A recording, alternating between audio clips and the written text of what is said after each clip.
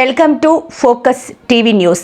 తొర్రూరు మండలం చల్లాపాలెం గ్రామానికి చెందిన కాంగ్రెస్ పార్టీ కార్యకర్త చోళ లింగమ్మ అనారోగ్యంతో బాధపడుతూ మరణించగా విషయం తెలుసుకున్న పాలకుర్తి నియోజకవర్గం ఇన్ఛార్జ్ జాన్సీ రెడ్డి ఈరోజు వారి ఇంటికి వెళ్లి పార్థివ దేహాన్ని సందర్శించి పూలమాల వేసి నివాళులు అర్పించారు.